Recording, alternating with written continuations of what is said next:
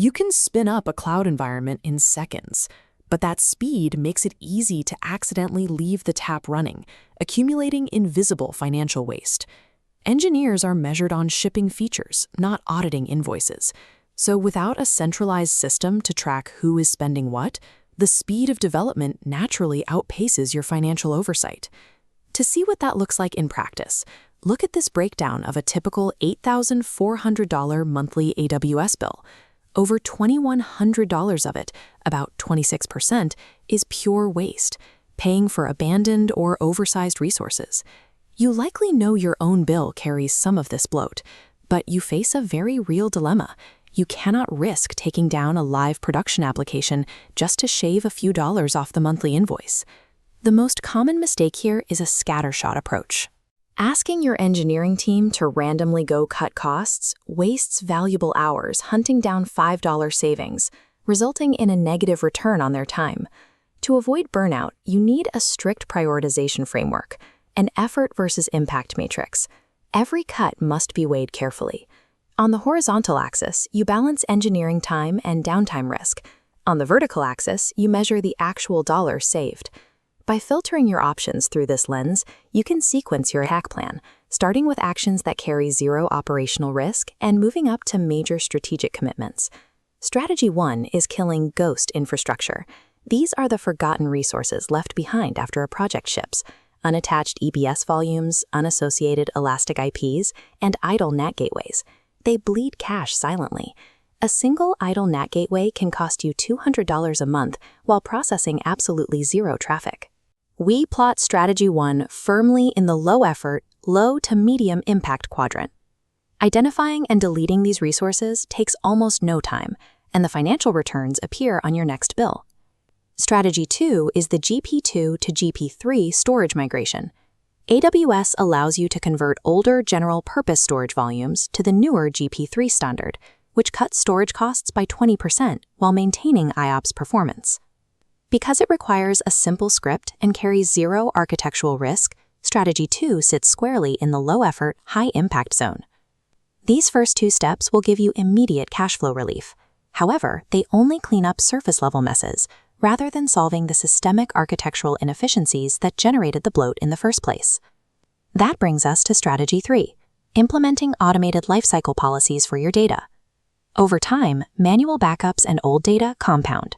Lifecycle policies automatically delete EBS snapshots older than 90 days and transition cold S3 data into cheaper storage tiers.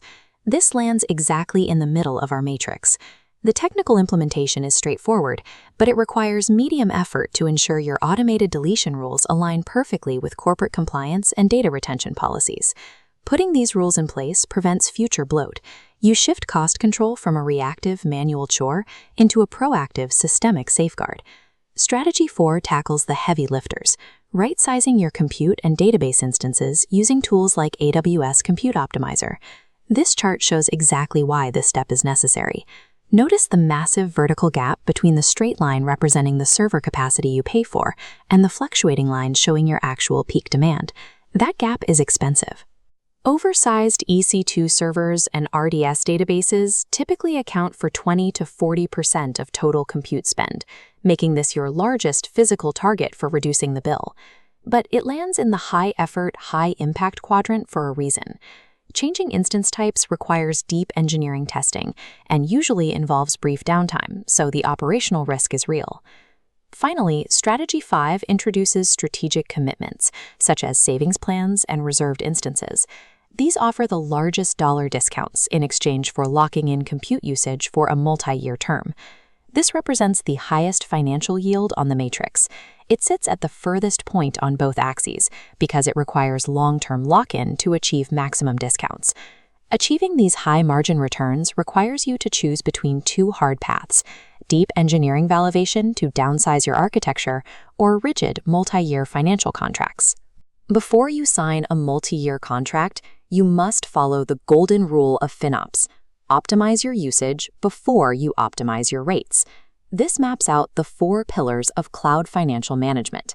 Your strategic commitments fit perfectly into the 3rd pillar, plan. There's a critical danger in reversing this order. Never buy a savings plan before fully executing the save phase, right-sizing and deleting ghost resources first. If you commit early, you establish a 1 or 3 year contract based on a bloated baseline. You will end up locking your company into paying for garbage infrastructure that no one is actually using. Executing these 5 strategies out of order turns a massive cost-saving mechanism into an inescapable financial liability.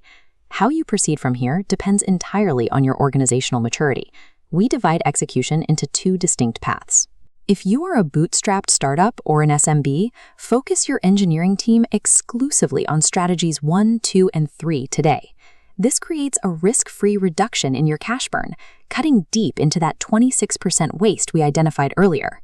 If you operate at enterprise scale, you must tackle strategies 4 and 5. This realigns your compute costs with actual usage, but it requires immense cross-functional alignment to execute safely. This chart illustrates that alignment perfectly. The enterprise path requires you to break down silos so that the technology team and the finance team share a common language regarding cloud value. The cloud's variable cost model scales waste just as instantly as it scales innovation. To survive it, cost optimization cannot be treated as an annual chore. It must be a continuous operational feature of your business.